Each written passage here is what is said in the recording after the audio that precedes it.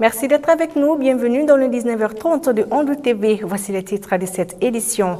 En cette fin d'année, les ronds-points et les grandes voies publiques de notre capitale ne donnent plus les mêmes couleurs qu'auparavant. Les jeux de lumière magnifient nos artères. Pas comme les autres années, la vente au marché de poulet, qui est d'ailleurs rentable à l'occasion de la célébration du 31 décembre, est timide cette année. Asseyez-vous confortablement. Dans un instant, les détails.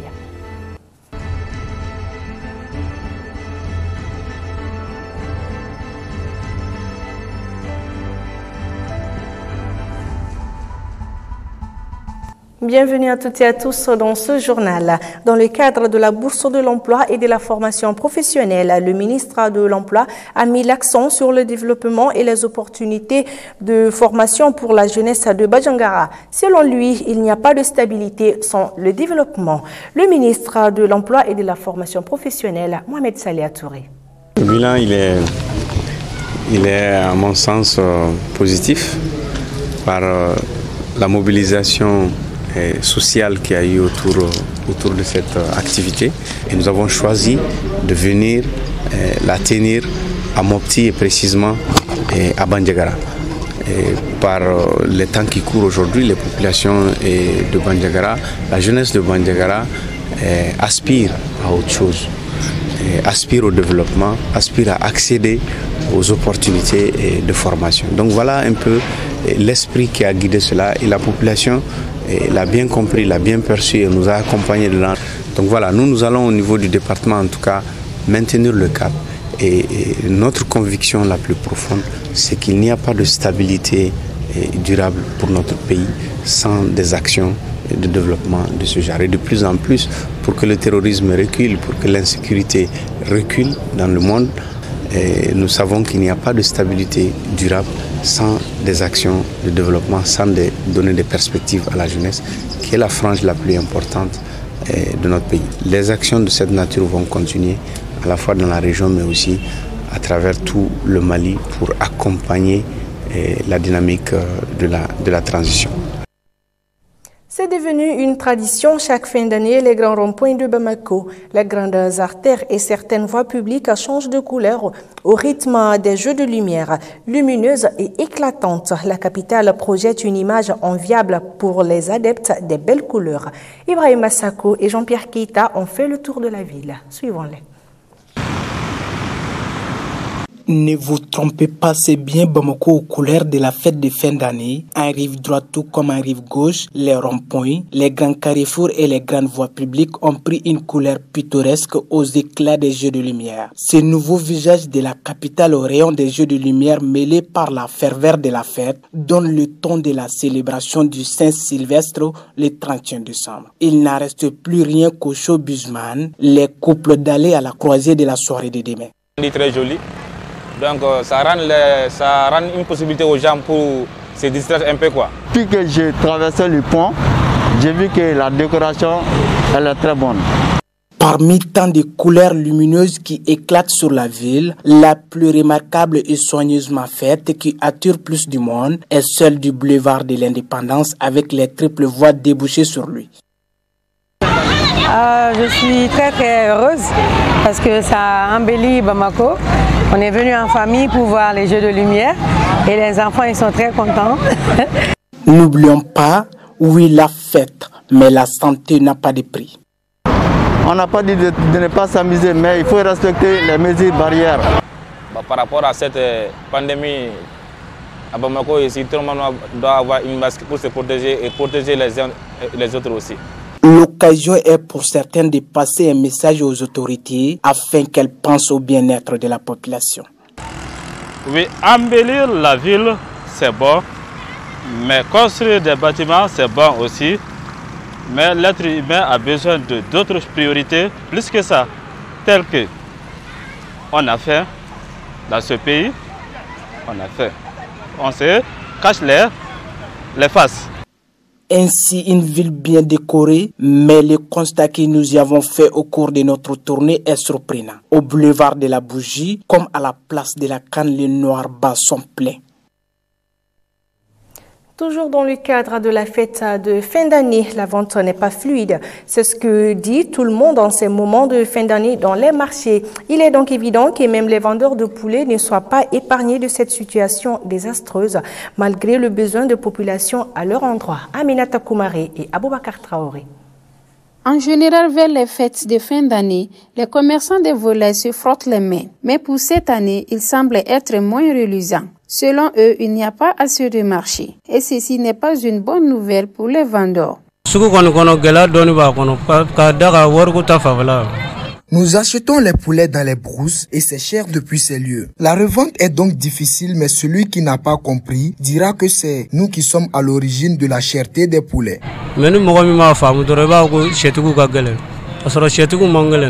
Cette mévente est due en grande partie à la période difficile que les clients traversent. Comme on le dit, la fête est synonyme de dépenses. Aujourd'hui, les poulets sont très chers et il n'y en a pas beaucoup. Mais que faire? Nous y sommes obligés. Cette chaîne ne s'arrête pas seulement aux marchands de poulets et son client. Il y a aussi ceux qui s'occupent de déplumer ces volailles qui s'indignent également.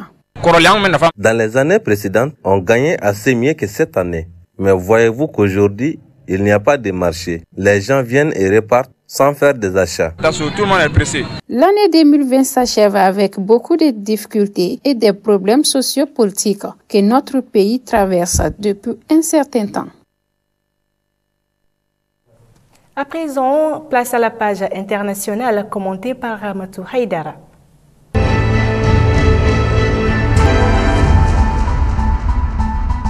L'opposant ougandais Bobi Wine vient de se voir de nouveau empêché de s'adresser à ses supporters. Il a été retenu par la police mercredi 30 décembre en compagnie de plusieurs membres de son équipe alors qu'il faisait campagne dans le district de l'île Bugala au nord du lac Victoria. Il venait à peine de reprendre sa campagne pour la présidentielle en Ouganda. Le chanteur ougandais devenu politicien a été conduit sous escorte policière jusqu'à son domicile dans la capitale Kampala. La police ougandaise reproche au principal adversaire d'avoir enfreint les règles pour lutter contre la pandémie de Covid-19 et ni l'avoir arrêté.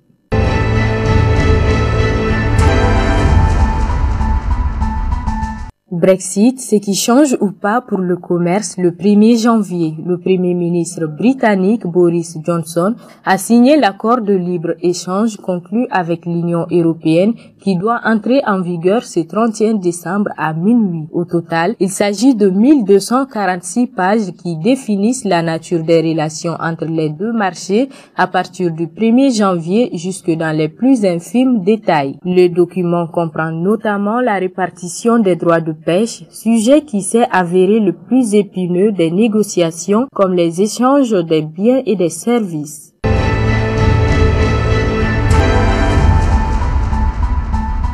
Aux États-Unis, Obama s'investit dans la campagne pour la sénatoriale en Géorgie. Le camp Biden met toutes ses forces dans la bataille pour l'élection partielle de 2 sénateurs en Géorgie, scrutin qui va déterminer la majorité au Sénat américain. Le dernier exemple en date est une publicité politique où Barack Obama apparaît aux côtés du chanteur John Legend pour appeler la Géorgie à voter démocrate le 5 janvier prochain.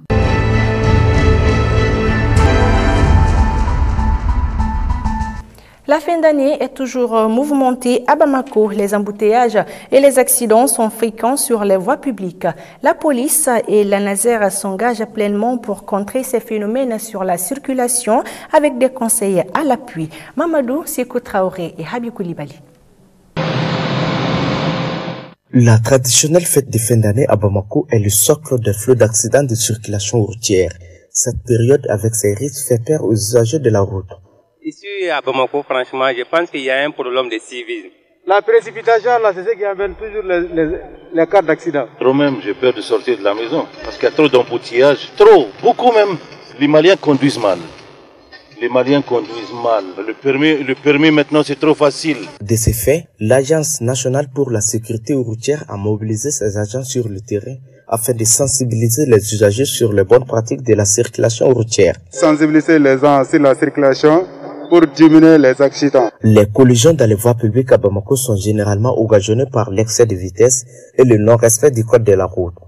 La police appelle les usagers au respect total des lois et au règlement des voies publiques et prévient les parents propriétaires des automobiles. Sensibilisons les usagers en leur disant qu'il faut quand même que les règles du code de la route soient respectées. Parce que nos équipes de patrouille motorisées qui sont dans les véhicules ou ils sont sur des motos, ils vont continuer à réprimer, éventuellement à sensibiliser, mais ils vont réprimer. Donc nous attirons l'attention aussi des parents. Il faut faire extrêmement attention par rapport aux clés des véhicules. Nous connaissons habituellement, il y a beaucoup de parents qui laissent les clés des véhicules à la portée des enfants. Donc ils vont conduire sans permis de conduire. Donc je tiens à préciser que quand vous conduisez un véhicule sans permis de conduire, ça c'est directement la prison. Le message est clair. Les autorités routières mettent en garde contre toute violation du code de la route. Et voilà, ainsi s'achève cette édition. Merci de votre constante fidélité. Retrouvez-moi demain, s'il plaît à Dieu, à la même heure pour un prochain journal. D'ici là, prenez soin de vous et passez une très bonne fête de fin d'année. Que ces nouvelles ans soient une année de paix et de prospérité. Que Dieu bénisse nos actions. Bonsoir.